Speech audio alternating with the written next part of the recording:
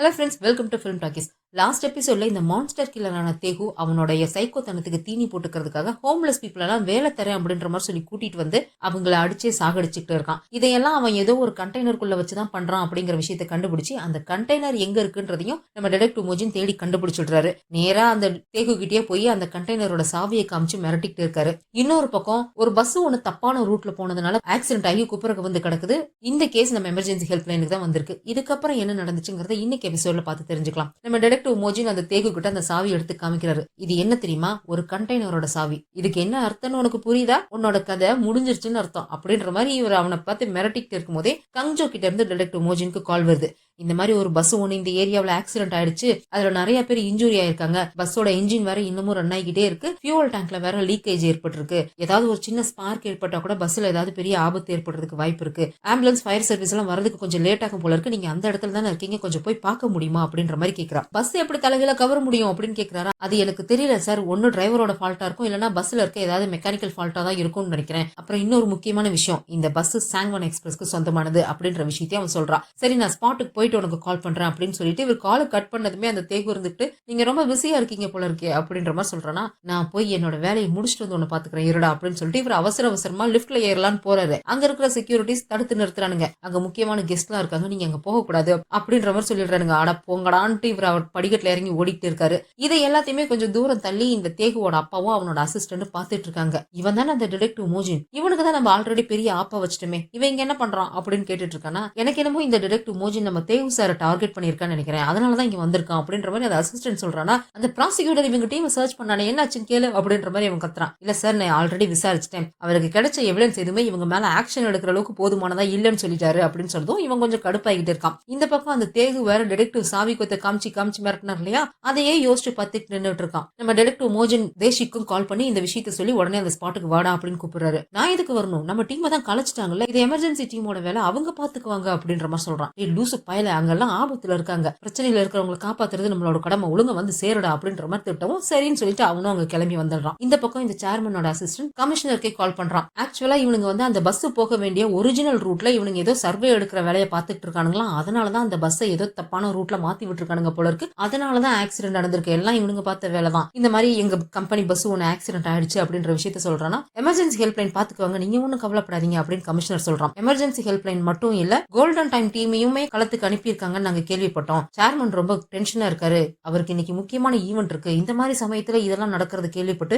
அவர் tension ஆயிட்டு இருக்காரு அப்படின்னு சொன்னதும், சாரி சார் எனக்கு இது தெரியாது, நான் பாத்துக்கிறேன் அப்படின்ற மாதிரி சொல்லிட்டு இந்த பக்கம் கங்ஜோக்கு கால் பண்ணி அவன் கத்துறான். நான் சொல்ற பேச்ச கேட்கவே கூடாதுன்னு முடிவு பண்ணிட்டியா? மறுபடியும் அந்த கோல்டன் டைம் டீமை உருவாக்கணும்னு நினைக்கியா என்ன? யாரை கேட்டு நான் டிடெக்டிவ் மோஜினை ஸ்பாட்டுக்கு அனுப்புனேன் அப்படின்ற மாதிரி கத்துறான். சார், உங்க ஆர்டரை மீறணுங்கிறதுலாம் என்னோட எண்ணமே கிடையாது. ஒரு விபத்து நடக்குது அப்படின்னா எமர்ஜென்சி டீம் வந்து அதை பாத்துக்குவாங்கன்னு சொல்லி சுத்தி இருக்கிற பொதுமக்கள் யாரும் வேடிக்கை பார்த்துட்டு நிக்க மாட்டாங்க, உடனே ஓடி போய் அவங்களுக்கு ஹெல்ப் பண்ண ட்ரை பண்றது இல்லையா, அந்த மாதிரி தான் ஸ்பாட்ல டிடெக்டிவ் மோஜின் பக்கத்துல தான் இருந்திருக்காரு, அதனாலதான் அவர் அங்க ஒரு சிட்டிசனா ஹெல்ப் பண்ண தான் போயிருக்காரே தவிர ஒரு ஆபீசரா போகல அப்படின்ற மாதிரி இவன் சொல்றான். ஆனா இருந்தாலும் அது கேட்கவே இல்ல, திரும்ப திட்டிகிட்டே இருக்கானா. உங்களுக்கு ஏதாவது ஆக்ஷன் எடுக்கணும்னா தாராளமா என் மேல எடுத்துக்கோங்க சார், எனக்கு எந்த பிரச்சனையும் இல்ல அப்படின்ற மாதிரி சொல்லிடுறா. அதே சமயம் இந்த தேகுவோட கண்டெய்னர் டிடெக்டிவ் கண்டுபிடிச்சாரு இல்லையா, அங்க விசாரணை பண்றதுக்காக ஒரு போலீஸ் டீம் ஒரு ஃபாரன்சிக் டீம் வந்திருக்காங்க, கூட நம்ம டீம் லீடரும் வந்திருக்காரு. டிடெக்டிவ் மோஜின் டீம் லீடருக்கு கால் பண்ணி அங்க என்ன நிலவரம், அங்க இருக்கிறது எல்லாமே உண்மையிலேயே மனுஷங்க ரத்தம் தானே, செக் பண்ணிட்டாங்களான்னு கேக்குறாரு. ஆமா, இங்க இருக்கிறது எல்லாமே மனுஷங்க ரத்தம் தான், ஆனா பழைய ரத்தமும் இருக்கு, புது ரத்தமும் இருக்கு, எல்லாம் வரிசையா மிங்கிளான மாதிரி இருக்கு அப்படின்னு சொல்றாரு. அங்க கிடைக்கிற எல்லா டிஎன்ஏவையும் எடுக்க சொல்லுங்க, அதுல ஏதாவது இந்த தேகுவோட டிஎன்ஏ கிடைக்குதான்னு சொல்லி கொஞ்சம் மேட்ச் பண்ணி பார்க்க சொல்லுங்க அப்படின்ற மாதிரி டிடெக்டிவ் வந்து டீம் லீடர்கிட்ட சொல்லிட்டு இருக்காரா. அது சரி, இப்ப நீ எங்க போய்கிட்டு இருக்க, உன் மேல கேஸ் போயிட்டு இருக்கு, நீ ப்ரொபேஷன்ல தானே இருக்கணும், எங்க இப்ப அவசரமா போயிட்டு இருக்க, எங்க கூட வராம அப்படின்னு கேக்குறாரு. இவரும் நடந்த விஷயத்தெல்லாம் சொல்றாரு. அந்த சாங்வான் எக்ஸ்பிரஸ் அந்த தேகுவோட பஸ் கம்பெனியை சேர்ந்த பஸ் ஒண்ணுதான் ஆக்சிடென்ட் ஆயிடுச்சு, இவனுங்க என்னமோ பண்றானுங்க, நான் போய் அவங்கள பாக்குறேன், நான் பக்கத்துல தான் இருக்கேன் அப்படின்ற மாதிரி விஷயத்த சொல்லிட்டு இவர் அங்க போய்கிட்டு இருக்காரு. அதுக்குள்ளேயே நம்ம கங்ஜோ என்ன பண்றா, அந்த பஸ்ல அந்த பிரெக்னன்ட் லேடிட்ட பேசிட்டு இருந்தா இல்லையா, போனை மாத்தி அந்த பஸ்ல கான்சியஸா இருக்கிற மத்தவங்க கிட்ட எல்லாம் கொடுத்து அவங்களுக்கு என்ன பிரச்சனை, எங்க அடிபட்டு இருக்கு அப்படின்ற மாதிரி எல்லாம் விசாரிச்சுட்டு இருக்கா. அந்த குட்டி பையனோட அம்மா கிட்ட கேக்குறா, உங்க பையன் இப்ப எப்படி இருக்கான் அப்படின்ற மாதிரி கேக்குறாங்க. அவனுக்கு நிறைய ரத்தம் போய்கிட்டே இருக்கு, அவன் உடம்பு வேற இருக்க ஜில்லுன்னு ஆகிக்கிட்டே இருக்கு அப்படின்னு சொல்றாங்க. உடம்புல இருக்கிற ரத்தம் அதிகமா இழக்கும் போது உடம்பு ஷாக் ஆகும், அதனால உடம்பு ஜில்லுன்னு ஆகுது, நீங்க அவனுக்கு மசாஜ் பண்ணி அவன் உடம்பு கொஞ்சம் சூடாக்க ட்ரை பண்ணுங்க அப்படின்ற மாதிரி சொல்றான். இதே மாதிரி அங்க இருக்கிற எல்லாருக்குமே அவங்க என்ன சிச்சுவேஷன்ல இருக்காங்கன்னு கேட்டு அவங்களுக்கு ஒரு சின்ன சின்ன ஃபர்ஸ்ட் எய்ட்லாம் சொல்லிட்டு இருக்கா. அதுக்குள்ளேயே டிடெக்டிவ் அங்க வந்துடுறாரு. Petrol team, fire department, ambulance எல்லாருமே வந்து அவங்க எல்லாம் ரெஸ்கியூ பண்ண பாத்துட்டு இருக்காங்க. எல்லாரையும் ரெஸ்கியூ பண்ணிட்டு இருக்காங்க. அங்க கேஸ் லீக் ஆகுறது வேற கொஞ்சம் கொஞ்சமா இருக்க இருக்க அதிகமாகிட்டே இருக்கு. ஓட்டை இருக்க இருக்க பெருசாகும் இல்லையா, அந்த மாதிரி ஆகிக்கிட்டே இருக்குது. அதுவும் அங்க கங்ஜோக்கு கேக்குது. அதை திரும்ப திரும்ப டிடெக்டிவ் ரிமைண்ட் பண்ணிக்கிட்டே இருக்கா, சீக்கிரமா பண்ணுங்க அப்படின்ற மாதிரி. அந்த பிரெக்னன்ட் லேடியோட ஹஸ்பண்ட் இருந்தாலையா, அவன் எங்கேயும் அடியில போய் அவனோட கால் மாட்டிக்கிச்சு போல இருக்கு. அந்த பஸ்ஸை தூக்குனாதான் அவனை வெளியே எடுக்க முடியும் அப்படின்னு சொல்லிட்டு இந்த ஹைட்ராலிக் எக்யூப்மெண்ட் எல்லாம் கொண்டுட்டு வந்து வச்சு அந்த பஸ்ஸை தூக்கி அவனையுமே வெளியில எடுத்துடுறாங்க. ஒரு வழியா எல்லாத்தையுமே ரெஸ்கியூ பண்ணி ஆம்புலன்ஸ்ல ஏத்தி அங்கிருந்து அனுப்பி வச்சுக்கிட்டு இருக்காங்க. எல்லாத்தையும் காப்பாத்தியாச்சு அப்படின்னு சொல்லிட்டு வெளியில வரும்போதுதான் பஸ்ஸுக்குள்ள ஏதோ இன்னும் முனகர சத்தம் கேட்டுட்டே இருக்குது. கங்ஜோக்கு போன் அங்கேயே உள்ள போட்டு வந்திருப்பாங்க போல இருக்கு. இன்னமும் சத்தம் கேட்டுட்டே இருக்கு. அந்த சத்தத்தை அவ யோசிச்சு பார்க்கும்போது தான் அது அந்த டிரைவர் பார்க்கோட சத்தம் அப்படின்றது கங்ஜோக்கு நல்லாவே தெரியுது. இவ உடனே டிடெக்டிவ் கேக்குறா, நீங்க பஸ்ஸோட டிரைவரை ரெஸ்கியூ பண்ணிட்டீங்களா அப்படின்ற மாதிரி கேக்குறா. ஐயோ அது எனக்கு தெரியலையே அப்படின்னு சொல்றாரு. மொத்தமா அந்த பஸ்ல இருந்தது 10 பேரு, நீங்க 10 பேரை ரெஸ்கியூ பண்ண மாதிரி எனக்கு தெரியல, போய் உடனே செக் பண்ணுங்க அப்படின்னு சொல்றா. இவரும் ஓடி போய் பாக்குறாரு. அந்த பஸ்ஸோட டிரைவர் ஏதோ ஒரு மூலையில விழுந்து கிடக்குறான் போல இருக்கு. உள்ளுக்குள்ள அடியில ஆழமா கிடக்குறான். அவன் கிட்ட கூட இவங்களால போக முடியல. உடனே தேசிக்கு வந்து ஒரு பெரிய சுத்தியில எடுத்து வந்து பஸ்ஸோட முன்பக்க கண்ணாடி அடிச்சு உடைச்சுக்கிட்டு இருக்கான். அதுக்குள்ளேயே ஒரு ஃபயர் டிபார்ட்மெண்ட்டை சேர்ந்த ஒருத்தர் வந்து பஸ்ஸை வந்து செக் பண்ணிக்கிட்டு இருக்காரு பின்பக்கமா. அப்ப அந்த பஸ்ஸோட பிரேக் வந்து ஒரு மாதிரி டேமேஜ் ஆன மாதிரி இருக்கு, கிராக் விழுந்து போயிருக்குது. பஸ்ஸோட டயருமே பழைய டயரை புதுசா கவர் போட்டு ஓட்டினா எப்படி இருக்கும் அந்த மாதிரியான ஒரு டயர் தான், எல்லாமே பழைய ஸ்பேர் பார்ட்ஸாவே இருக்கு அப்படின்றத அந்த ஃபயர் டிபார்ட்மெண்ட் ஆஃபீஸர் பார்த்துட்டு அதை வந்து சொல்றாரு. இந்த பஸ்ல இருக்கிற எல்லா ஸ்பேர் பார்ட்ஸுமே டேமேஜ் ஆயிருக்கு, அது மட்டும் இல்லாம அங்க கேஸ் வேற இன்னும் ரொம்ப அதிகமா லீக் ஆகிட்டு இருக்கு, சீக்கிரமா வெளியில வாங்க அப்படின்ற மாதிரி அவர் சொல்லிட்டு இருக்காரு. இந்த டிரைவரோட கால் எங்கேயோ போய் மாட்டிக்கிச்சு போல இருக்கு. அவரை வெளியில எடுக்கணும்னா ஏதோ ஒரு பகுதியை கட் பண்ணி தான் எடுக்கணும். அதுக்கு இந்த எலக்ட்ரிக் கட்டரை யூஸ் பண்ணி தான் அவங்க கட் பண்றாங்க. ஒரு இரும்பை கட் பண்ணும்போது ஸ்பார்க் வரும் இல்லையா, அந்த மாதிரி ஸ்பார்க் வருது. அதனால அங்க கேஸ் வர இடத்துல நெருப்பு பிடிக்கவும் ஆரம்பிக்குது. அந்த விஷயம் இங்க கங்ஜோக்குமே தெரியுது. அவ வேற சொல்லிக்கிட்டே இருக்கா, சீக்கிரம் வாங்க நீங்க கத்திக்கிட்டே இருக்கா. அவசரமா இந்த டிரைவரை எப்படியோ ரெஸ்கியூ பண்ணி பஸ்ஸை விட்டுட்டு வெளியில வர்றாங்க. இங்க பஸ்ஸுமே பிளாஸ்ட் ஆகுது. அதுக்கப்புறம் தான் இவர் பேசுறாரு, நாங்க எல்லாருமே எஸ்கேப் ஆயிட்டோம், எல்லாரையும் காப்பாத்திட்டோம் அப்படின்ற மாதிரி சொல்லி அந்த டிரைவரையுமே ஆம்புலன்ஸ்ல ஏத்திடுறாங்க. அப்ப அந்த ஃபயர் டிபார்ட்மெண்ட்டை சேர்ந்த 2 பேர் பேசிக்கிறாங்க, இந்த பஸ்ல எல்லாமே டேமேஜான ஸ்பேர் பார்ட்ஸா இருக்குது, இப்படி ஒரு பஸ்ஸை வச்சு இவனுங்க ஓட்டிக்கிட்டு இருந்திருக்கானுங்க, சரியான ஃப்ராடு பசங்க அப்படின்ற மாதிரி பேசிக்கிட்டு இருக்கிறத டிடெக்டிவ் கேக்குறாரு. இது அங்க ஆம்புலன்ஸ்ல இருக்கிற அந்த டிரைவரோட காதுலயுமே விழுது. நான் என் கம்பெனில இருக்கவங்க கிட்ட சொன்னேன், இந்த பஸ்ஸை வந்து ஓட்ட முடியாது, ரொம்ப ஆபத்தான கண்டிஷன்ல இருக்கு அப்படின்னு நான் சொன்னேன், அவங்க கேட்கவே இல்லை அப்படின்னு சொல்றாரா. சரி நீங்க அதை பத்தி கவலைப்படாதீங்க, நீங்க முதல்ல சேஃபா பொழைச்சு வாங்க அப்படின்னு சொல்லி அந்த ஆம்புலன்ஸ் அனுப்பி வச்சதுக்கு அப்புறம் ஒரு ஆபீசர் குடுகுடுன்னு ஓடி வந்து அந்த டிரைவர் போயிட்டாரா அப்படின்னு கேக்குறாங்க. ஏன் என்னாச்சு அப்படின்னு கேட்டதுக்கு, இல்ல அவருடைய பொருள்ல இந்த ஃபைல் இருந்துச்சு, அதை கொடுக்கலாம்னு வந்தேன் அப்படின்னதுக்கு, சரி நான் கொடுத்துக்கிறேன் கொடுங்கன்னு சொல்லிட்டு அந்த ஃபைலை டிடெக்டிவ் வாங்கி பாக்குறாரு. அதை பார்த்ததுக்கு அப்புறம் தான் அவருக்கு ஒரு விஷயம் தெரியுது. இந்த கம்பெனியோட மேனேஜர் இந்த பஸ்ஸை எடுக்கிறதுக்கு முன்னாடி இந்த டிரைவர் பார்க் கிட்ட ஒரு இன்சூரன்ஸ்ல சைன் வாங்கியிருப்பான். என்னன்னு கேட்டதுக்கு ஏதோ சேஃப்டி இன்சூரன்ஸ் அப்படின்ற மாதிரி சொல்லி இருந்திருப்பான் இல்லையா. ஆக்சுவலா இது ஆக்சிடென்ட் இன்சூரன்ஸ் போல இருக்கு. இந்த பஸ் ஆக்சிடென்ட் ஆயிடுச்சு, டிரைவருக்கு ஏதாவது ஆயிடுச்சு, பஸ்ஸுக்கு ஏதாவது ஆயிடுச்சு அப்படின்னா அந்த பணம் கம்பெனிக்கு போற மாதிரி இன்சூரன்ஸ்ல சைன் பண்ணிருக்காங்க. இவர் உடனே இந்த விஷயத்தை கங்ஜோ கிட்ட சொல்றாரு, நான் உனக்கு ஒரு இன்சூரன்ஸ் நம்பர் அனுப்புறேன், அதை முதல்ல செக் பண்ணு. இந்த சாங்வான் எக்ஸ்பிரஸ் கம்பெனில இந்த இன்சூரன்ஸை வச்சு இதுக்கு முன்னாடி ஏதாவது ஃப்ராட் பண்ணிருக்காங்களான்னு கொஞ்சம் செக் பண்ணு அப்படின்னு சொல்றாரு. திடீர்னு இன்சூரன்ஸ் எங்க இருந்து வந்துச்சு அப்படின்னு கேக்குறா. அப்பதான் இவர் சொல்றாரு, இவனுங்க டேமேஜ் ஆன ஸ்பேர் பார்ட்ஸை வச்சு இந்த மாதிரி ஒரு ஓட்ட வண்டிய இந்த மாதிரி ஒரு டேமேஜ் ஆன ரோட்ல வேணும்னே தான் அனுப்பி வச்சிருக்கானுங்க, இந்த பஸ் ஆக்சிடென்ட் ஆகணும் அப்படின்றதுக்காக. எல்லாத்தையும் சாகடிச்சுட்டு அதுக்கான இன்சூரன்ஸ் பணத்தை அவனுங்க கம்பெனி பேர்ல வாங்குறதுக்கு பிளான் பண்ணிருக்கானுங்க. இது வேணும்னே திட்டமிட்டு செய்யப்பட்ட ஒரு ஆக்சிடென்ட் அப்படின்ற விஷயத்த சொல்றாரு. அந்த விஷயத்த அவ ஓகேன்னு தான் செக் பண்ண சொல்லி சொல்றா. இந்த மாதிரி ஒரு பஸ் ஆக்சிடென்ட் ஆயிருக்கு, நெருப்பு பிடிச்சி எரிஞ்சிருக்கு, அதுல இருக்கிறவங்க பேசஞ்சர்ஸ் எல்லாத்தையுமே கஷ்டப்பட்டு காப்பாத்திருக்காங்க அப்படிங்கிறப்ப கண்டிப்பா அது நேஷனல் நியூஸ் ஆகும். எல்லா டிவிலையும் அதை சொல்லதான் செய்வாங்க. ஆனா இப்படி எல்லா டிவிலையும் இந்த பஸ்ஸை பத்தியும் இந்த பஸ்ஸோட கம்பெனியான இந்த சாங்வான் எக்ஸ்பிரஸ் பத்தியுமே பேசிக்கிட்டு இருக்கிறத பார்த்துட்டு இந்த தேகுவோட அப்பா கடுப்பாகிட்டு இருக்கான். பஸ்ன்னு ஒண்ணு இருந்துச்சுன்னா ஆக்சிடென்ட் ஆக தான் செய்வாங்க, ஒரு சில பேருக்கு அடிப்படை தான் செய்யும், அதை போய் இவனுங்க பெருசா பேசிக்கிட்டு இருக்கானுங்க, இதுக்கப்புறம் எந்த டிவிலையும் இந்த நியூஸ் வரக்கூடாது அப்படின்னு சொல்லிட்டு அவனோட எம்ப்ளாயிஸ் நிறைய பேர்த்து கூப்பிட்டு வச்சு அவங்க காலிலேயே உதச்சிக்கிட்டு இருக்கான். இந்த தேகு எங்க அப்படின்னு சொல்லிட்டு அவனோட அசிஸ்டன்ட் கிட்ட கேக்குறானா, அந்த செரமனில இருந்து அவர் அப்படியே எங்கேயோ போயிட்டாரு, எங்க போறோன்னு சொல்லவே இல்லை அப்படின்ற மாதிரி சொல்றான். இவன் எங்க தான் போய் தொலைஞ்சானோ அப்படின்ற மாதிரி இந்த பக்கம் இவன் கத்திக்கிட்டு இருக்கான். அந்த தேகு ஏதோ காட்டுக்குள்ள இருக்கிற ஒரு பங்களாக்கு தான் போய்கிட்டு இருக்கான். அந்த இடமே ஒரு மாதிரி தனிமைப்படுத்தப்பட்ட மாதிரி தான் இருக்கு. அவன் வேகமா இறங்கி அந்த வீட்டுக்குள்ள போய்கிட்டு இருக்கான். இந்த இடம் கண்டிப்பா அந்த டிடெக்டிவ் மோஜினுக்கு தெரியறதுக்கு வாய்ப்பே இல்லை அப்படின்ற மாதிரி சொல்லிட்டு தான் போறான். ஓடி வந்து ஒளிஞ்சுக்கிட்டான் போல இருக்கு. அந்த வீட்டுக்குள்ளேயே ஒரு அண்டர் கிரவுண்ட் இருக்கு, அதுக்குள்ள போறான். அங்க ஒரு ரூம் இருக்கு, சீக்கிரட்டா கார்டை வச்சு ஓபன் பண்ணிட்டு உள்ள போறான். அந்த இடமே ஃபுல்லா எம்டியா இருக்கிற மாதிரி தான் இருக்கு. இல்ல ஏதாவது இருக்கா என்னன்னு தெரியல, இருட்டா இருக்கு. இவன் இருக்கிற இடத்துல மட்டும்தான் வெளிச்சம் இருக்கு. பக்கத்திலே அந்த நம்சன் நின்று இவங்கிட்ட பேசுற மாதிரி இவனுக்கு தோணுது போல இருக்கு. இந்த இடத்த பத்தி நீ யாருக்குமே தெரியாதுன்னு நினைக்கிறேன், ஆனா இந்த இடத்த பத்தி எனக்கு நல்லா தெரியும். இந்த இடம் முழுக்க முழுக்க உன்னோட ஈவிலால நிறைஞ்சிருக்கு. இந்த இடத்தோட ஒரு சாவி என்கிட்டயும் இருக்குன்றத நீ மறந்துடாத. ஆனா அந்த சாவியை நான் எங்க வச்சிருக்கேன்ற விஷயம் உனக்கு கூட தெரியாது இல்ல அப்படின்ற மாதிரி இவன் சொல்லிட்டு இருக்கான். அப்போ அந்த இடத்துல இவனால சாகடிக்கப்பட்ட எல்லாரோட குரலும் இவனுக்கு கேக்குது. தேகு என்ன கொன்னுடாத, தேகு என்ன கொன்னுடாதன்னு எல்லாரும் இவங்கிட்ட கிஞ்சற மாதிரி கேக்குதா. இவன் ஒரு நிமிஷம் பேனிக் ஆயிடுறான். இன்னொரு பக்கம் ஓகேயான இந்த இன்சூரன்ஸ் பத்தி தேட சொல்லியிருப்பாங்க இல்லையா, அதை கண்டுபிடிச்சு கங்ஜோக்ட இன்ஃபார்ம் பண்றான். இப்படி ஒரு ஆக்சிடென்ட் நடந்து அதுல டிரைவர் செத்து போயிட்டான் அப்படின்னா அந்த டிரைவரோட இன்சூரன்ஸ் பணம் கம்பெனிக்கு வரணும் அப்படின்ற மாதிரி தான் இவங்க ஃபைல் பண்ணியிருப்பாங்க போல இருக்கு. ஏன்னா இந்த மாதிரி டிரைவர்ஸ்க்கு சொந்தமா ஃபேமிலியோ இல்ல அட்ரஸோ எதுவுமே கிடையாது. இவங்க எல்லாமே ஹோம்லெஸ் பீப்புளா தான் இருக்காங்க அப்படின்ற விஷயத்தையும் அவன் சொல்றான். கடந்த 10 வருஷத்துல இந்த மாதிரி 50 பேர் இறந்து போயிருக்காங்க, 500 பேருக்கு இன்ஜூரி ஆயிருக்கு அப்படின்ற விஷயத்த சொல்றான். சோ இந்த மாதிரி வேணும்னே இவங்க ஆக்சிடென்ட் பண்ணி இன்சூரன்ஸ் பணத்தை வாங்கணும்ன்றதுக்காக ஹோம்லெஸ் பீப்புளா பார்த்து அவங்கள டிரைவர் அப்பாயிண்ட் பண்ணிருக்காங்க. ஃபேமிலியோட இருக்கிற டிரைவர்ஸ் எல்லாம் விட்டுட்டு இந்த மாதிரி ஹோம்லெஸ் பீப்புளா பார்த்து இப்படி ஆக்சிடென்ட் பண்ணி சாகடிச்சு அவனுக்கு பணத்தை வாங்கியிருக்காங்க அப்படின்ற விஷயத்த அவன் கண்டுபிடிச்சு சொல்றான். அவங்கிட்ட போன்ல இதெல்லாம் கேட்டுக்கிட்டே போய்கிட்டே இருக்கும்போது எதிர்த்தாப்புல அந்த ப்ராசிக்யூட்டர் வரான். அவர் மாதிரி பாட்டு பாடிட்டு டான்ஸ் ஆடிட்டு ஜாலியா இவளை பார்த்து சிரிச்சுக்கிட்டே தான் வரான். இவன் அவனை பார்த்து கடுப்பாயிட்டு அவ பாட்டு கிராஸ் பண்ணிட்டு போயிடுறான். இன்னொரு பக்கம் டிடெக்டிவ் மோஜின் என்ன பண்றாரு, ஹாஸ்பிட்டலுக்கு போறாரு. இந்த டிரைவரை நேர்ல பார்த்து பேசணும், இதை பத்தி கேட்கணும் அப்படின்றதுக்காக. அங்க இந்த ஆக்சிடென்ட்ல இருந்து ரெஸ்கியூ பண்ண பேசஞ்சர்ஸ் எல்லாத்தையுமே ஒரே வார்டுல தான் வச்சிருப்பாங்க போல இருக்கு. இவரை பார்த்ததுமே எல்லாரும் ரொம்ப சந்தோஷப்படுறாங்க. எல்லாரும் இவருக்கு தேங்க்ஸ் சொல்றாங்க. இன்னைக்கு உங்களாலதான் நாங்க எல்லாருமே உயிரோட இருக்கோம் அப்படின்ற மாதிரி தேங்க்ஸ் சொல்லிட்டு இருக்காங்க. சரி சரி பரவாயில்ல, நீங்க பாத்துக்கோங்க, பத்திரமா இருங்க அப்படின்னு சொல்லிட்டு இவர் டிரைவரை தேடிட்டு போயிடுறாரு. இன்னொரு பக்கம் டீம் லீடர் என்ன பண்றாரு, தேசிகோட அப்பா பஸ் டிரைவர் அப்படின்ற மாதிரி சொல்லியிருப்பாரு இல்லையா, அவர் இந்த சாங்வான் எக்ஸ்பிரஸ்ல தான் 20 வருஷமா பஸ் டிரைவரா வேலை பார்த்திருக்காராம். அவரை பத்தின டீடைலா அவர் டீம்ல இருக்கிற ஒரு டிடெக்டிவ்ட்ட கொடுத்து எனக்கு இவரை பத்தின இன்ஃபர்மேஷன் கொஞ்சம் கலெக்ட் பண்றது கொடு, இவருக்கும் நம்சங்குக்கும் ஏதாவது சம்பந்தம் இருக்கான்ற டீடைலையும் கலெக்ட் பண்ணி கொடு அப்படின்ற மாதிரி கேட்கிறாரு. என்னாச்சு சார், எதுக்காக இதை கேக்குறீங்க, ஏதாவது பிரச்சனையா அப்படின்ற மாதிரி அந்த டிடெக்டிவும் கேட்கறானா. அதெல்லாம் ஒண்ணும் இல்ல, நீ இன்ஃபர்மேஷனை மட்டும் கலெக்ட் பண்ணு அப்படின்ற மாதிரி சொல்லிடுறாரு. டிடெக்டிவ் மோஜன் அந்த பஸ் டிரைவரை விசாரிச்சதுல அவங்க மிரட்டி தான் அந்த இன்சூரன்ஸ் பேப்பர்ல சைன் வாங்கியிருக்காங்க அப்படின்னும், அந்த பஸ் நல்ல கண்டிஷன்ல இல்ல, இதை ஓட்ட முடியாதுன்னு சொல்லி இந்த டிரைவர் கம்பெனில இன்ஃபார்ம் பண்ணி இருந்திருக்கான். ஆனா அவங்க மிரட்டி இந்த பஸ்ஸை தான் ஓட்டணும்னு சொல்லியிருக்காங்க. அதுவும் அந்த டேமேஜான ரோட்ல தான் போகணும்னு அவங்க தான் மிரட்டி போக சொல்லியிருக்காங்க. அந்த பஸ் நல்ல கண்டிஷன்லயே இல்ல சார், நார்மல் ரோட்லயே ரொம்ப கேர்ஃபுல்லா பார்த்து தான் ஓட்டுவேன், இந்த மாதிரி ஒரு ரோட்ல போக சொன்னா கண்டிப்பா ஆக்சிடென்ட் ஆகுதானே சார் செய்யும் அப்படின்ற மாதிரி சொல்லியிருக்கான். இந்த பஸ் நல்ல கண்டிஷன்ல இல்லன்னு தெரிஞ்சுதான் கம்பெனி கிட்ட சொல்லியும் அவங்க கேட்கலன்னு சொல்லி இவனாவே திருட்டு அங்க இருந்து ஆயில் எடுத்து பஸ்ல யூஸ் பண்ணிருப்பான் போல இருக்கு. அதனாலதான் அந்த பஸ் கம்பெனியோட மேனேஜர் இவனை போட்டு அடிச்சிருந்திருக்கான். இதை இப்படி விசாரிச்சுட்டு இருக்கும் போதே அந்த இடத்துக்கு கங்ஜோவும் வந்துடுறா. ரெண்டு பேத்துக்கிட்டையுமே பார்த்து அந்த டிரைவர் இவங்க கிட்ட தேங்க்ஸ் சொல்லிட்டு இருக்கான். அதுக்கப்புறம் கங்ஜோ டிடெக்டிவ் கூட்டிட்டு போய் இந்த பஸ் கம்பெனி பண்ண ஃப்ராட் வேலை எல்லாத்தையுமே சொல்லிடுறா. இவனுங்க இந்த மாதிரி இன்சூரன்ஸ் ஃப்ராட் பண்ணி ஏகப்பட்ட பணத்தை சம்பாதிச்சிருக்காங்க, ஆனா எதுவுமே மாட்டவே இல்லை, அதுதான் ஏன்னு தெரியவே இல்லை அப்படின்ற விஷயத்தையும் சொல்றான். உடனே டிடெக்டிவ் என்ன பண்றாரு, இவரோட இன்ஃபார்மர் ஒருத்தர் இருப்பான் இல்லையா, அவனுக்கு கால் பண்ணிட்டு இந்த மாதிரி ஒரு சம்பவம் நடந்திருக்கு இந்த சாங்வான் எக்ஸ்பிரஸ் கம்பெனில, இவங்க இந்த மாதிரி பல வருஷமா பல வேலைகளை பண்ணி நிறைய காசு சம்பாதிச்சிருக்காங்க,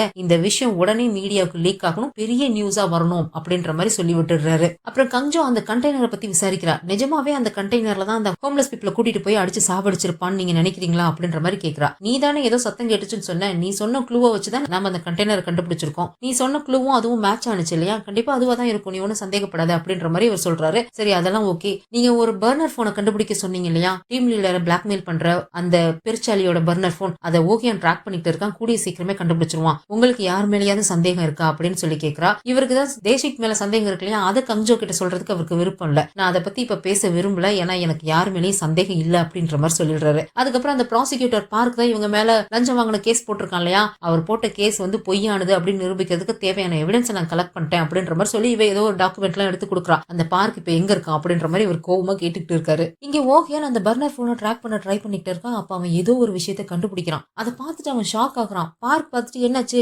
அப்படின்ற மாதிரி கேட்கறாளா, இல்ல ஒண்ணு இல்ல அப்படின்ற மாதிரி சொல்லி சமாளிச்சுக்கிட்டு இருக்கான். ஆனா அவன் ஏதோ ஒரு விஷயத்த கண்டுபிடிச்சிட்டான் போல இருக்கு. அவன் முகத்துல அப்படியே ஒரு ஷாக் தெரியுது. இன்னொரு பக்கம் அந்த ப்ராசிக்யூட்டர் பார்க் எங்கன்ற மாதிரி டிடெக்டிவ் மோஜின் கேட்டுட்டு இருந்தார் இல்லையா, அவன் கமிஷனர் தான் பார்க்க வந்திருப்பான் போல இருக்கு. இந்த டிடெக்டிவ் மோஜனுக்கு என்ன தைரியம் இருக்கும், நம்ம தான் கோல்டன் டைம் டீம் கலைச்சிட்டோம் இல்லையா, அப்புறம் எதுக்காக பஸ் ஆக்சிடென்ட் ஆன இடத்துக்கு அவன் போகணும், அந்த சைக்கோ பயலுக்கு எவ்வளவு திமிரு இருக்கும், சாங்வான் எக்ஸ்பிரஸோட ஃபங்க்ஷன் நடக்கிற இடத்துல போய் சிஇஓ தேகுவை போட்டு மிரட்டி இருக்கான் அப்படின்ற மாதிரி இந்த ப்ராசிக்யூட்டர் டிடெக்டிவ் மோஜின சைக்கோன்ற மாதிரி சொல்லிட்டு இருக்கான். அதுக்கு அந்த கமிஷனர் இருந்துட்டு அப்படிலாம் ஒண்ணும் இல்ல சார், அந்த பஸ் ஆக்சிடென்ட் ஆன இடத்துல மக்கள் ஆபத்துல இருந்தாங்களே அவங்களை காப்பாற்றணும்ன்ற நோக்கத்துல மட்டும்தான் டிடெக்டிவ் அந்த இடத்துக்கு போனாரு அப்படின்ற மாதிரி சொன்னதும் இவன் கமிஷனரையும் புடிச்சுக்கிட்டு திட்டிக்கிட்டு இருக்கான். அந்த சமயத்துல கதவுக்கு வெளியே டிடெக்டிவ் மோஜின் சண்டை போடுற சத்தம் கேக்குது. உள்ள விட மாட்டேங்கிறாங்க போல இருக்கு. அதனாலதான் வெளியே இருக்கிற ஆபீசர்கிட்ட சண்டை போட்டுட்டு கதவை அவர் பாட்டுக்கு உடைச்சிட்டு உள்ள வராரு. இவங்க ரெண்டு பேரும் இப்படி ஜாலியா உட்காந்து பேசிக்கிட்டு இருக்கிறத பார்த்துட்டு சாங்வான் எக்ஸ்பிரஸ் தூக்கி போடுறத பொறுக்கிக்கிற ரெண்டு பேரு ஜாலியா உட்காந்து ஃப்ரெண்ட்லியா டீ குடிச்சிட்டு இருக்கீங்க போல இருக்கு. சரி பரவாயில்ல, பரவாயில்ல, உங்க டைமை நான் வேஸ்ட் பண்ண விரும்பல, நான் வந்த வேலையை சீக்கிரமா முடிச்சுட்டு போயிடுறேன். எங்க கோல்டன் டைம் டீம் மேல நீங்க ஏதோ ஒரு கேஸ் போட்டிருக்கீங்க இல்லையா,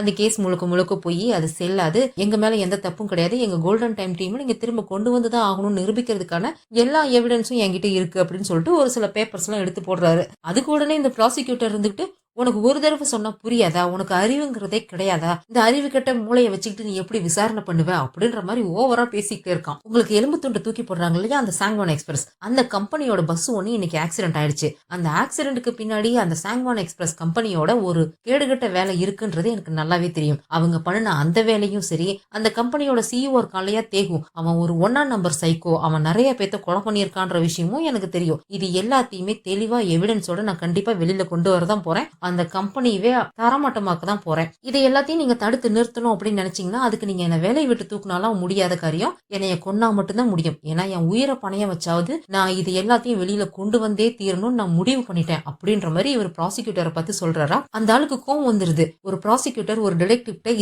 இது செய்யக்கூடாதுன்னு சொன்னா அதை வாயை மூடிட்டு செய்யணுங்கிறது உனக்கு தெரியாதாடா அப்படின்னு சொல்லிட்டு அடிக்கிற மாதிரி கையை ஓங்கிடுறான். டக்குனு டிடெக்டிவ் கையை பிடிச்சிடுறாரு. என்ன அடிக்க போறீங்களா, உங்களுக்கு என்ன பத்தி தெரியாது இல்ல, நான் அடிச்சா என்ன ஆகும்னு தெரியுமா உங்களுக்கு, நான் வேணா என்னோட அடி எப்படி இருக்கும்னு நான் காமிக்கிட்டுமா, லெஃப்ட் சைட்ல ஒண்ணு விட்டேன் அப்படின்னா 10 நாளைக்கு தலை அப்படியே ரைட் சைட்லயே திரும்பிக்கும், அதே ரைட் சைட்ல ஒண்ணு விட்டேன்னு வச்சுக்கோ அவ்வளவுதான் உன் தலை தொங்கிடும், பாக்குறியா, ட்ரை பண்ணி வேணா பாக்குறியா அப்படின்ற மாதிரி கேட்டா அந்த ஆளு புடிச்சு சோஃபால புடிச்சு தள்ளி விட்டுறாரா. கமிஷனர் கோவமா எந்திரிச்சு கத்துறாரு, என்ன பண்ற அப்படின்ற மாதிரி கேட்கிறாரா. நான் என்னோட டியூட்டி தான் சார் பண்றேன் அப்படின்னு சொல்லி சல்யூட் பண்ணிட்டு அங்கிருந்து வேகமா போயிடுறாரு. இந்த ப்ராசிக்யூட்டர் டிடெக்டிவ் கொண்டு வந்து கொடுத்த டாக்குமெண்ட் எல்லாம் எடுத்து பார்த்துட்டு கடுப்பாய்கிட்டு இருக்கான். உண்மையிலேயே அவர் இன்னசென்ட் நிரூபிக்கிறதுக்கான டாக்குமெண்ட் தான் போல இருக்கு, அதனால தான் வந்தாலும் கடுப்பாய்கிட்டு இருக்கான். அங்கிருந்து அவர் வேகமா வெளியில போகும்போது டீம் லீடர் வெயிட் பண்ணிட்டு இருக்காரு, கையில ஏதோ பேப்பர் எல்லாம் வச்சுக்கிட்டு. உங்ககிட்ட ஒரு முக்கியமான விஷயம் சொல்லணுவா அப்படின்னு சொல்லிட்டு கூட்டிட்டு போறாரு. அந்த கண்டெய்னரை நாங்க ஃபுல்லா செக் பண்ணிட்டோம், ஒரு 50 பேரோட ரத்தம் எங்களுக்கு கிடைச்சிருக்கு, ஆனா எல்லாருமே foreigners, China, south east Asia அந்த பக்கத்துல இருக்கிற ஆட்களோட ரத்தம் தான் அங்க கிடைச்சிருக்கு. அதுல பாதி பேருக்கு மேல வாண்டட் கிரிமினல்ஸா இருந்திருக்காங்க. நீ நினைக்கிற மாதிரி இது தேகுவோட கண்டெய்னர் கிடையாது, இது அந்த நம்சங்கோட கண்டெய்னர்.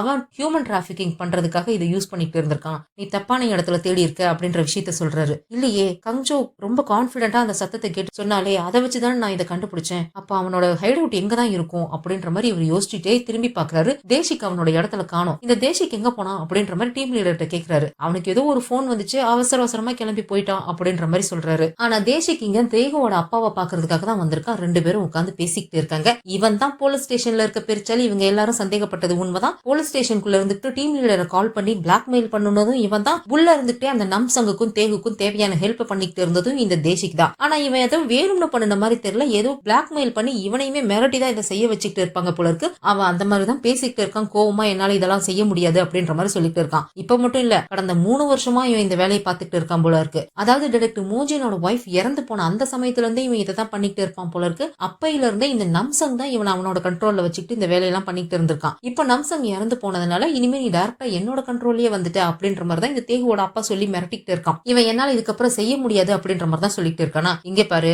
உனக்கு உன் அப்பாவோட சீக்ரெட், எனக்கு என் மகனோட சீக்ரெட், இது ரெண்டத்தையும் நம்ம மறைச்சுதான் ஆகணும், வேற வழியில இதை செஞ்சுதான் ஆகணும் அப்படின்ற மாதிரி வேற சொல்லிட்டு இருக்கான். இவனோட அப்பா ஏதோ ஒரு ஆக்சிடென்ட் பண்ணிட்டு அங்க இருந்து எஸ்கேப் ஆகி போயிட்டாராமா. அந்த எவிடன்ஸ் இவங்க கிட்ட மாட்டிக்கிட்டு இருக்கு போல இருக்கு. பத்தாததுக்கு இந்த தேசிக்குமே ஏதோ ஒரு கொலை பண்ணிருக்கான் அப்படின்ற மாதிரி சொல்றாங்க. நம்சங்கோட ஆளை யாரையோ கொலை பண்ணிட்டான் அப்படின்ற மாதிரி சொல்றான். இந்த 2 விஷயத்தையும் நான் மறைச்சு வைக்கணும்னா நீ இது எனக்கு செஞ்சுதான் ஆகணும். அந்த மோஜின் என் குடும்பத்து மேல கைய வைக்கிறதுக்கு முன்னாடி அவனை நீதான் சரி பண்ணணும் அப்படின்ற மாதிரி மிரட்டி தான் அனுப்பி வைக்கிறான். இவன் வந்ததுக்கு அப்புறம் இந்த சேர்மனோட அசிஸ்டன்ட் ஓடி வந்து இந்த மாதிரி மீடியா பீப்புளுக்கு எல்லாம் நம்ம கம்பெனியை பத்தியும் நம்ம பஸ் ஆக்சிடென்ட் பத்தியும் ஏதோ ஸ்ட்ரேஞ்சான நியூஸ் எல்லாம் வந்துட்டு இருக்குன்ற மாதிரி சொல்றாங்க, எனக்கு என்னமோ பயமா இருக்கு அப்படின்ற மாதிரி சொல்றான். இவன் கடுப்பாகி கத்திக்கிட்டு இருக்கான். அந்த ரூம்ல இருந்து வெளியில வந்த தேசிக் கடுப்பாயிட்டு நின்னுட்டு இருக்கான். அப்ப அவன் பாக்கெட்ல இருந்து ஒரு கீ கார்டு ஒண்ணு எடுத்து பாத்துக்கிட்டு இருக்கான். இந்த கீ கார்டு வேற எதுவும் இல்ல, இந்த தேகு அவனோட ஹைட் அவுட்ல இருக்கும்போது நம்சங் கிட்ட பேசுற மாதிரி யோசிச்சு பார்த்திருப்பான் இல்லையா. அப்ப நம்சங் கூட சொல்லியிருப்பான் இல்லையா, இந்த இடத்துக்கான கீ என்கிட்ட கூட இருக்குன்றத நீ மறந்துடாதுன்னு சொல்லி, அதே கீ கார்டு தான் இது. அது எப்படிடா தேசிக் கிட்ட வந்துச்சு அப்படின்னா இவன் ஒரு விஷயத்த யோசிச்சு பாக்குறான். இந்த நம்சங்கோட பேக் போலீஸ் கிட்ட மாட்டி இருக்கும் இல்லையா, அப்ப அந்த நம்சங் தேசிக்கு கால் பண்ணிருப்பான். அந்த பேக்ல ஒரு கீ கார்டு இருக்கு, அதை நீ என்கிட்ட கொண்டு வந்து கொடுத்த அப்படின்னா உன் அப்பா பண்ண ஆக்சிடென்ட்க்கும் நீ பண்ண கொலைக்குமா இருக்கிற அந்த எவிடன்ஸான ரெக்கார்டிங்க நான் உன்கிட்ட திருப்பி கொடுத்துடுறேன் அப்படின்ற மாதிரி அவன் டீலிங் போட்டிருப்பான். அவனுமே அந்த பேக்ல இருந்து அந்த கீ கார்டை எடுத்திருப்பான். டீம் லீடர் கூட சொல்லியிருப்பார் இல்லையா, அவன் அந்த பேக் வாங்கிக்கிட்டான், நான் கூட ஹெல்ப் பண்றதுக்காக தான் வாங்கினான்னு நினைச்சேன், ஆனா அதுல கூட ஏதோ ஒரு பிரச்சனை இருக்குன்னு சொல்லியிருப்பார் இல்லையா. அவன் அந்த பேக் வாங்கினதே அதுக்குள்ள இருந்து கீ கார்டை திருடுறதுக்கு தான் போல இருக்கு. அவன் அந்த கீ கார்டை எடுத்துக்கிட்டு நம்சங்க பாக்குறதுக்காக வந்திருப்பான். இந்த சம்பவம் எப்ப நடந்து வந்திருக்கும்னா இந்த நம்சங் சாகிறதுக்கு முன்னாடி டிடெக்டிவ் மோஜின் ஒரு ரெசார்ட்டுக்கு வர சொல்லியிருப்பான் இல்லையா, அப்ப டிடெக்டிவ் மோஜின் அங்க வர்றதுக்கு முன்னாடியே தேசிக் அந்த இடத்துக்கு வந்திருக்கான். அவன் வரும்போதுமே நம்சங் செத்து போயிட்டான் தான். ஆனா அவன் வந்து பார்க்கும்போது அந்த இடத்துல அந்த ரெக்கார்டிங் கிடைக்கவே இல்ல. அவன் அந்த இடம் பூரா தேடி இருந்திருப்பான், அவனுக்கு எங்கேயுமே அந்த ரெக்கார்டிங் கிடைக்கவே இல்ல. அதை இப்ப யோசிச்சு பார்த்துட்டு கடுப்பாயிட்டு நின்னுட்டு இருக்கான். அப்படியே கட் பண்ணி தேகுவை காமிக்கிறாங்க. அவன் இங்க அவங்க அப்பாவை பாக்குறதுக்காக தான் வந்துகிட்டு இருக்கான். அப்ப அவன் ஒரு விஷயத்த யோசிச்சு பாக்குறான். அன்னைக்கு அந்த ரெசார்ட்ல நம்சங் வந்தப்ப யாரோ அவனுக்கு கால் பண்ணி நம்சங் இந்த இடத்துக்கு வந்திருக்கான், யாரையோ மீட் பண்ண போறான்னு சொல்லி இன்ஃபார்ம் பண்றாங்க. அது யாருன்றது தெரியல. அது கேட்ட உடனே இவன் வந்து அந்த இடத்துல நம்சங்க கொலை பண்ணிருப்பான். கொலை பண்ணினதுக்கு அப்புறம் நம்சங்கோட பாக்கெட்டை செக் பண்ணிருப்பான். ஒரு பென்டிரைவ் இருந்திருக்கும். அந்த பென்டிரைவ்ல தேசிக்கோட பேர் எழுதியிருக்கும். அப்ப தேசிக் அந்த ரெசார்ட்டுக்கு வந்திருப்பான்.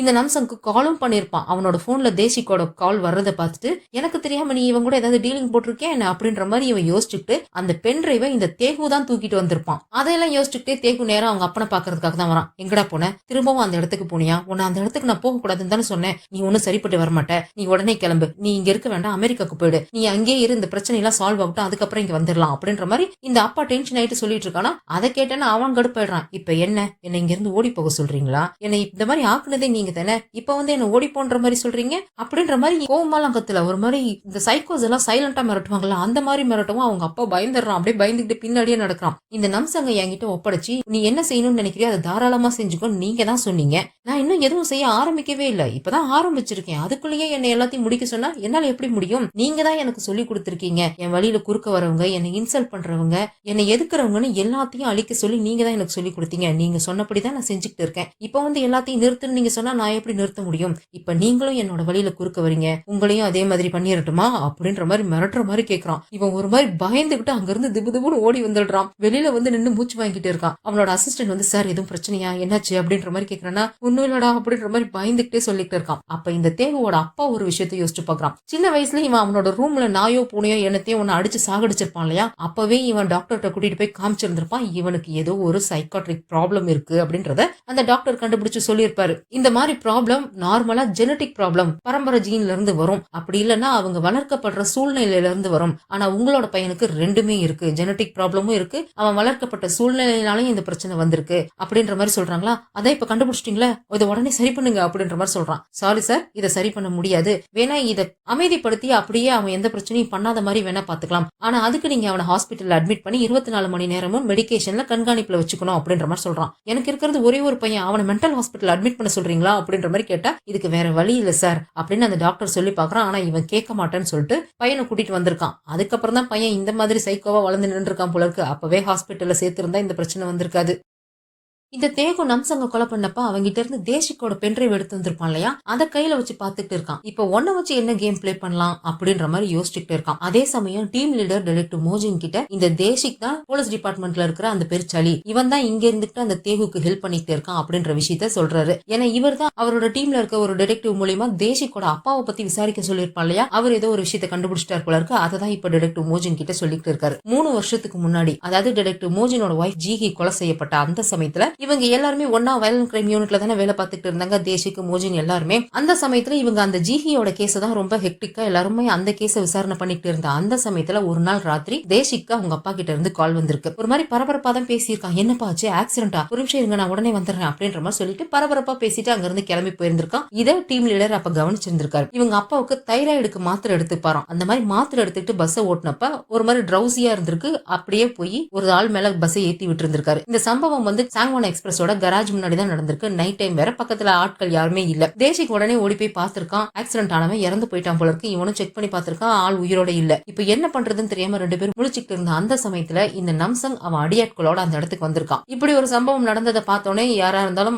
இதை பிளாக்மெயில் பண்ணி யூஸ் பண்ணிக்கணும்னு தான் நினைப்பாங்க. அதே மாதிரிதான் நம்சங்கும் ட்ரை பண்ணிருக்கான். தேசிக் உடனே டேய் நான் ஒரு டிடெக்டிவ்டா, என்னையே பிளாக்மெயில் பண்ண பாக்குறியா அப்படின்ற மாதிரி எகுத்துக்கிட்டு நின்னுட்டு இருந்திருக்கான். ஓ நீ டிடெக்டிவா, அப்ப சரி, நாங்க போலீஸ்ல இந்த மாதிரி ஒரு சம்பவம் நடந்திருக்குன்றத நாங்க கம்ப்ளைண்டா கொடுத்துடுறோம், நீயே உங்க அப்பா கையில விளங்க மாட்டு அப்படின்னு சொல்லிட்டு நம்சங்கோட அடியாள் ஒருத்தன் போலீஸ்க்கு கால் பண்றதுக்காக போனை எடுத்திருந்திருக்கான். உடனே தேசிக் போய் அவனை தடுக்கிறதுக்காக அவன் கையில இருந்து போனை புடுங்க பாத்திருக்கான். 2 பேத்துக்குள்ள தள்ளுமுள்ளு நடந்திருக்கு. அதுல அந்த நம்சங்கோட அடியாள் தேசிக் புடிச்சு தள்ளி விட்டதுல கீழே விழுந்து பிளாட்ஃபார்ம்ல போய் அவன் மண்டை அடிச்சு ஸ்பாட்லயே அவன் இறந்து போயிட்டான். இப்படிதான் தேசிக்கோட அப்பா ஒரு கொலை பண்ணிட்டான், இந்த தேசிக் ஒரு கொலை பண்ணிட்டான். இந்த 2 கொலைக்கான ரெக்கார்டும் அந்த நம்சங் கிட்ட இருந்திருக்கு. இதை வச்சு அவன் பிளாக்மெயில் பண்ணிருக்கான். ஃபர்ஸ்ட் அவன் கிட்ட பிளாக்மெயில் பண்ணி வாங்கின வேலை எது தெரியுமா, டிடெக்டிவ் மோஜினோட ஒய்ஃப் சாகிறதுக்கு முன்னாடி ஹெல்ப்லைனுக்கு கால் பண்ணி கங்ஜோ கிட்ட பேசியிருப்பாங்க இல்லையா, அந்த ரெக்கார்டை கூட கோர்ட்ல சப்மிட் பண்ணிருப்பாங்க. ஆனா அதுல அந்த மான்ஸ்டர் கில்லர் பேசின அந்த பார்ட் மட்டும் கட் ஆகி இருந்திருக்கும். அதை கட் பண்ணதே தேசிக் தான், இவனை தான் மிரட்டி கட் பண்ண வச்சிருந்திருப்பாங்க. அதுக்கப்புறம் அந்த நமசங் தான் டீம் லீடரை பத்தின அந்த வீடியோவையுமே கொடுத்து டீம் லீடரை மிரட்ட சொன்னதுமே இவன் தான், தேசிக் தான் இவ்வளவு நாளா டீம் லீடர் கால் பண்ணி மிரட்டிட்டு இருந்திருக்கான். இது எல்லாத்தையுமே டீம் லீடர் விளக்கமா இங்க சொல்லிட்டு இருக்கிற அதே சமயத்துல ஓஹியானு டிடெக்டிவ் மோஜினுக்கு கால் பண்றான். அந்த பர்னர் போனோட ஓனர் யாருன்னு நான் கண்டுபிடிச்சிட்டேன், அது வந்து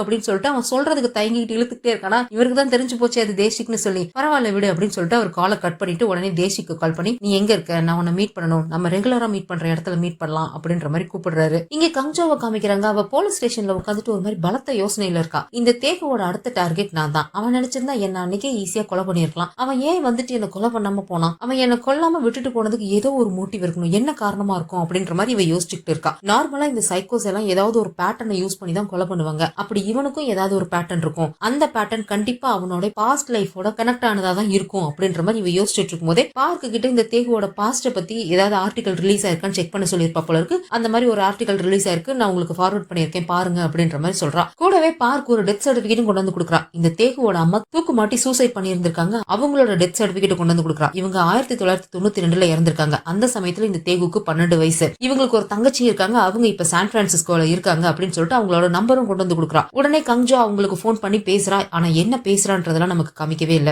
அப்படியே கட் பண்ணி டிடெக்டிவ் மோஜினை தான் காமிக்கிறாங்க. தேசிக்க மீட் பண்றதுக்காக வர சொல்லி இருந்திருப்பாரு இல்லையா, அந்த ரெஸ்டாரண்ட்ல வெயிட் பண்ணிட்டு இருக்காரு. தேசிக்குமே வரான். எல்லாத்தையும் மறைச்சிட்டு அவர்கிட்ட ரொம்ப கேஷுவலா நார்மலா பேசுவான் இல்லையா, அதே மாதிரி தான் பேசிட்டு வரான். என்னடா ரொம்ப சோகமா உட்கார்ந்துருக்க, இன்னைக்கு நீ எவ்வளவு பெரிய காரியம் பண்ணிருக்க, எத்தனை பேத்தோட உயிரை காப்பாத்திருக்க, கோல்டன் டைம் டீம் திரும்ப கொண்டு வரதுக்கு ஏற்பாடு பண்ணிருக்க, அப்புறமே ஏன்டா சோகமா உட்கார்ந்துருக்க அப்படின்ற மாதிரி கேட்டுக்கிட்டே வந்து உட்கார்றான். அவ்வளவு நேரம் சோகமா இருந்தவரும் மூட மாத்திட்டு அவங்க கிட்ட நார்மலா சிரிச்சு பேசுற மாதிரி பேசிக்கிட்டு அவனுக்கு ட்ரிங்க் ஊத்தி கொடுக்குறாரு. அவனும் வாங்கி குடிக்கிறான். குடிச்சதுக்கு அப்புறம் இவர் ஆல்ரெடி குடிச்சிட்டாரு போல இருக்கு. ஒரு மாதிரி போதையில சிரிச்சுக்கிட்டே கேட்கிற மாதிரி கேட்கிறாரு, ஏன்டா அப்படி பண்ணுன அப்படின்னு சொல்லி. என்னடா கேக்குற, என்னடா பண்ண அப்படின்ற மாதிரி கேக்குறானா. திரும்ப திரும்ப ஏன்டா அப்படி பண்ணுன அப்படின்ற மாதிரி கேட்டுக்கிட்டு இருக்காரு. எதை பத்திடா கேக்குற அப்படின்னு கேட்டா தேகுவை பத்தி தான் அப்படின்ற மாதிரி சொன்னதும் தேசிக்கு புரிஞ்சிருச்சு. ஆனாலும் அவன் நேரடியா ஒத்துக்க மாட்டேங்கிறான். ஒரு மாதிரி சமாளிக்கவே தான் பாக்குறான். நீ ஒரு முட்டாள்ரா, நீ இந்த மாதிரி மாட்டி இருந்திருக்க கூடாது, எனக்கு எல்லாமே தெரிஞ்சு போச்சுடா அப்படின்ற மாதிரி சொல்லிட்டு இருக்காங்களா. நீ நிறைய குடிச்சிருக்கேன்னு நினைக்கிறேன், நீ கிளம்பு வீட்டுக்கு போலாம் அப்படின்ற மாதிரி சொல்லி பாக்குறாரா. அப்ப டிடெக்டிவ் மோஜின் 2 புல்லட் எடுத்து வச்சு, இதுக்கப்புறம் உனக்கு என்ன பண்ணணும்னு தெரியும் நினைக்கிறேன் அப்படின்ற மாதிரி சொல்றாரா. இப்ப நீ என்ன சொல்ல வர,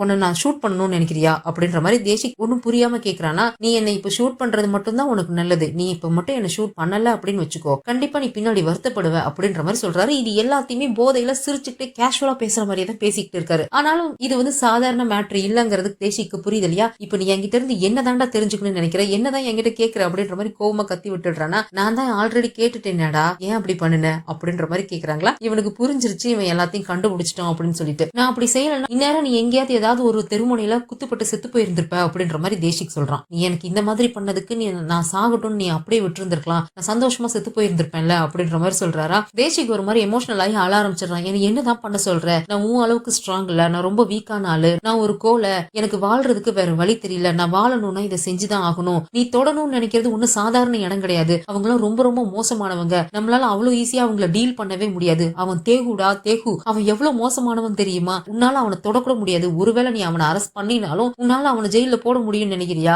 அவனை வெளியில கொண்டு வரதுக்கு நிறைய பேர் காத்துக்கிட்டு இருக்காங்க, என்னதான் பண்ண சொல்ற அப்படின்ற மாதிரி இவன் அழுதுகிட்டே கத்திக்கிட்டே இருக்கானா. இதுதான் நடக்க போகுது அப்படிங்கறது முடிவே நமக்கு தெரிஞ்சாலும் நம்ம இந்த மாதிரி பண்ணக்கூடாதுரா, நீயும் நானும் அந்த மாதிரி ஆள் இல்ல, நான் உன்னை என்னோட ஜூனியரா இல்ல என்னோட தம்பியா தான் நான் இவ்வளவு நாளா நினைச்சுக்கிட்டு இருந்தேன், நீ என்னடா நினைச்ச நான் ரொம்ப ஸ்ட்ராங்கா இருக்கேனா, வெளியே பாக்குறதுக்கு தான் நான் ரொம்ப ஸ்ட்ராங்கா இருக்க மாதிரி தெரியும், ஆனா உள்ளுக்குள்ள நான் நொறுங்கி போயிருக்கேன், எவ்வளவு பெயினை நான் மறைச்சு வச்சிட்டு இருக்கேன்னு உனக்கு தெரியுமா, ஆனா இதையெல்லாம் தாண்டி வந்தாதாண்டா நம்மளால ஸ்ட்ராங் ஆக முடியும், இந்த மாதிரியான கிரிமினல்ஸ் எல்லாம் நம்ம எதிர்கொள்ள முடியும் அப்படின்ற மாதிரி இவருமே எமோஷனல் ஆகி பேசிக்கிட்டு இருக்காரு. டேய் இங்க வாடா அப்படின்ற மாதிரி கூப்பிட்டு தேசிக்கோட கண்ணத்திலே 2 அறையை கொடுக்குறாரு. அதாவது வேகமான அறையில சும்மா தட்டி கொடுக்கும்போது எப்படி அடிப்போம் அந்த மாதிரி அடிச்சுட்டு, நான் அந்த பக்கமா திரும்பி கண்ணை இறுக்கமா மூடிட்டு நின்னுக்கிறேன், என்ன நோக்கி ட்ரிகர் அழுத்திரு, ஒன்னும் பயப்படாத அப்படின்ற மாதிரி சொல்லிட்டு இவர் திரும்பி உட்காந்துக்கிறாரு. ஷூட் பண்ண சொல்லி உட்கார்ந்து இருக்காரு. அவனா அந்த பக்கம் தேம்பி அழுதுட்டு அவன் அங்க இருந்து வெளியில ஓடி போயிடறான். அவன் வெளியில அழுதுகிட்டே போறான், இவர் இங்க உள்ள உட்காந்து அழுதுகிட்டு இருக்காரு.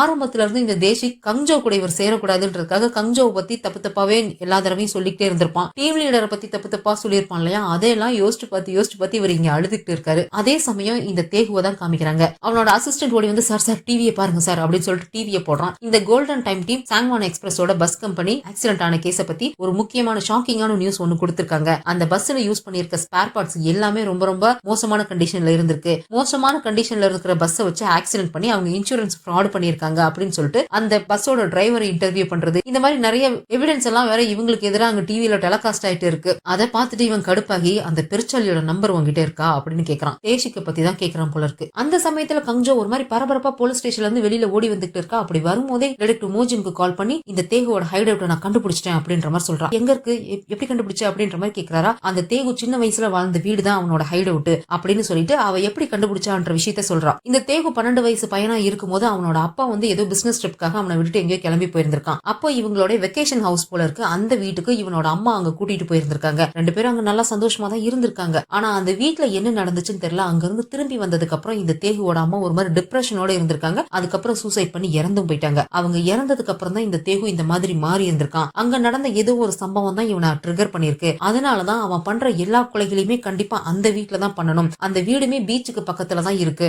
அந்த வீட்டோட ப்ளூ பிரிண்ட்டுமே எனக்கு கிடைச்சது. நான் செக் பண்ணி பார்த்ததுல அந்த வீட்டுக்கு கீழே ஒரு பெரிய பேஸ்மெண்ட் ஒண்ணு இருக்கு. நம்ம ஜிஹியோட வாய்ஸ் ரெக்கார்டர்ல கேட்டோம் இல்லையா, கடலுக்கு பக்கத்துல இருக்கிற ஏதோ ஒரு க்ளோஸான ஏரியான்னு சொல்லி, கண்டிப்பா அது அந்த வீடா தான் இருக்கும் அப்படின்ற மாதிரி சொல்றான். இது எல்லாமே அந்த தேகு அம்மாவோட தங்கச்சி கிட்ட போன் பண்ணி பேசினா இல்லையா, அவங்க மூலியமா தான் இவ தெரிஞ்சுக்கிட்டா போல இருக்கு. அதே சமயம் இங்க தேசிக்க காமிக்கிறாங்க. அவன் நடு ரோட்ல உட்கார்ந்து அழுதுகிட்டே தண்ணி அடிச்சுக்கிட்டே இருக்கான். அந்த சமயத்துல இந்த தேகு கிட்ட இருந்து கால் வருது. நாம 2 பேரும் மீட் பண்ண வேண்டிய நேரம் வந்துருச்சுன்னு நினைக்கிறேன் அப்படின்ற மாதிரி சொல்றான். அவங்க கிட்ட பேசி முடிச்சதுமே, சாரிடா மோஜின், நான் உனக்காக இதை முடிவுக்கு கொண்டு வரணும்னு நினைக்கிறேன் அப்படின்ற மாதிரி சொல்லிட்டு இவன் தேகுவை மீட் பண்றதுக்காக கிளம்பி போய்கிட்டே இருக்கான். இங்க கங்ஜோக்கு தேசிக்க பத்தி எல்லாம் தெரியும் போல இருக்கு. டிடெக்டிவ் மோஜின் கிட்ட வந்து கேக்குறா, தேசிக் கிட்ட பேசுனீங்களா, என்னாச்சு அப்படின்ற மாதிரி கேக்குறா. அவன் கொஞ்சம் சரியாகிறதுக்கு கொஞ்சம் நேரம் ஆகும், அவன் ஒன்னும் கெட்டவன் கிடையாது, வேற வழி இல்லாம தான் இப்படி பண்ணிட்டான், சரியாயிடுவான் விடு அப்படின்ற மாதிரி சொல்லிட்டு 2 பேரும் கிளம்பி அந்த தேகுவோட வீட்டுக்கு தான் கிளம்பி போயிட்டு இருக்காங்க. அதே சமயம் தேசிக்கு இந்த தேகுவை மீட் பண்றதுக்காக வரான். ஏதோ ஒரு இடத்துக்கு தான் வரான். உனக்கு ரொம்ப தைரியம் தாண்டா, என்னையே நேர்ல வர சொல்லி கூப்பிட்டு அப்படின்ற மாதிரி தேசி கேட்டுட்டே வரான். ஃபுல்லா போதையில தள்ளாடி தான் வந்துட்டு இருக்கான். என்ன பண்றது, வேற வழி இல்லையே, நம்ம மீட் பண்ண வேண்டியதா போயிடுச்சு. அப்புறம் அந்த கீ கார்டு உங்ககிட்ட தான் இருக்குன்னு எனக்கு தெரியும், அந்த கீ கார்டை என்கிட்ட கொடுத்துரு அப்படின்ற மாதிரி கேட்கறான். தேசிக்கு சமக்கம் ஒரு துப்பாக்கி எடுத்து அவன் நெத்திலேயே வச்சிரான். இன்னைக்கு நான் தாண்டா உன்னை அரெஸ்ட் பண்ண போறேன், ஒழுங்கா கையை தூக்குடா, நான் உன்னை அரெஸ்ட் பண்ண போறேன்டா அப்படின்ற மாதிரி கத்திக்கிட்டே இருக்கானா. அந்த கீ கார்டை என்கிட்ட கொடுத்துரு, அதை நீ கையில வச்சிருக்கிற வரைக்கும் உன் உயிருக்கு சேஃப்டி இல்ல அப்படின்ற மாதிரி சொல்றான். தேசி கேட்கவே மாட்டேங்கிறான். துப்பாக்கி எடுத்து வச்சுட்டு நான் ட்ரிகர் அழுத்த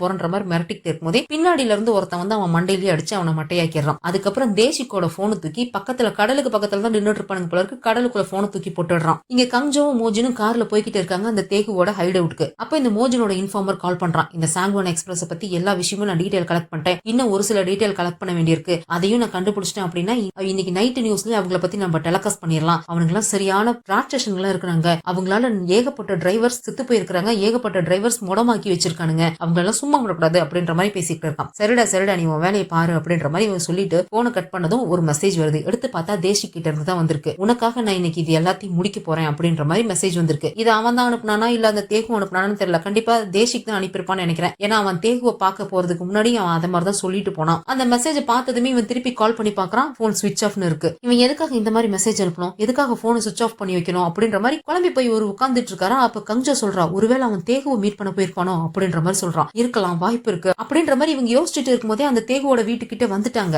அதே சமயம் இந்த தேகுவுமே வெக்கேஷன் ஹவுஸ்க்கு தான் வந்திருக்கான். வீட்டுக்கு வெளியே கார் நிக்கிறத இவங்களுமே பாத்துடுறாங்க. வெளியே கார் நிக்குது அப்படின்னு சொல்லிட்டு கொஞ்சம் தூரத்துல இவங்களோட காரை ஸ்டாப் பண்ணிட்டு கையில கன்னோட பதுங்கி தான் வந்து பாக்குறாங்க. இவதான் அந்த ஃபேண்டாசியா பார்ல இருந்து அந்த தேகு எஸ்கேப் ஆகி போனதை பாத்திருப்பாளே. அப்ப அவனோட கார் நம்பரையுமே பாத்திருப்பா. அதே கார் தான் இங்கேயும் நிக்குதுன்றத பாத்துட்டு தேகு தான் வந்திருக்கான், அவன் தான் உள்ள இருக்கான் அப்படின்ற மாதிரி இவங்க இங்க பாத்துட்டு இருக்கா. அதே சமயம் அந்த வீட்டோட பேஸ்மெண்ட்டை காமிக்கிறாங்க. அங்கதான் அவன் தேசிக்கு கட்டி போட்டு வச்சிருக்கான். அந்த ரூம்ல இப்பதான் லைட் ஆன் பண்றான். அந்த ரூம் பூரா ஏகப்பட்ட ரத்த கரையா இருக்கு. அங்க அவனோட பொம்மை ஏகப்பட்டது வச்சிருக்கான். அந்த இரும்பு குண்டு இருக்கு இல்லையா, அதுதான் ஏகப்பட்டது வச்சிருக்கான். அந்த இடத்த பார்த்தே அங்க தேசிக் பாதி செத்துருவான் போல இருக்கு. அப்படி பயந்து போய் உட்கார்ந்து இருக்கான். அவன் உடம்பெல்லாம் ஆல்ரெடி அடிச்சிருப்பானுங்க போல இருக்கு, ரத்த கரையா தான் இருக்கு. இங்க மோஜினும் கங்ஜோவும் மெதுவா உள்ள வந்து பாக்குறாங்க. அந்த இடம் பூரா ரத்தம் சொட்டி சொட்டி வலிஞ்சுக்கிட்டே உள்ள போயிருக்கிறது தெரியுது. யாரையோ இப்பதான் தூக்கிட்டு போயிருக்காங்க, ரத்தம் ஃப்ரெஷ்ஷா இருக்கு அப்படின்னு சொல்லி அந்த ரத்தத்தை ஃபாலோ பண்ணிட்டே போயிட்டு இருக்காங்க. இங்க உள்ள தேசிக்கு என்ன விட்டுடுன்ற மாதிரி கெஞ்சிக்கிட்டு இருக்கான். நீ எப்படி சாகணும்னு விருப்பப்படுற அப்படின்ற மாதிரி வேற இந்த தேகு அவனை பார்த்து கேட்டுட்டு இருக்கான். இதோட இந்த எபிசோட் முடியுது. இதுக்கப்புறம் என்ன நடந்துச்சுங்கிறத அடுத்த எபிசோட்ல பார்த்து தெரிஞ்சுக்கலாம். இன்னும் ஒரே ஒரு எபிசோடு மட்டும் தான் பாக்கி இருக்கு. அதை முடிச்சுட்டு இதுல சீசன் 2 போடலாமா இல்ல டாக்ஸி டிரைவர் சீசன் 3 போடலாமான்றத கமெண்ட் பண்ணுங்க. இந்த வீடியோ பிடிச்சிருந்தா லைக் பண்ணிடுங்க, அப்படியே ஃப்ரெண்ட்ஸ்க்கு ஷேர் பண்ணிடுங்க. மறக்காம ஹைப்பையும் தட்டி விட்டுட்டு ஃபிலிம் டாக்கீஸ்க்கு சப்ஸ்கிரைப் பண்ணிடுங்க. அடுத்த எபிசோட்ல சந்திக்கலாம். பாய்.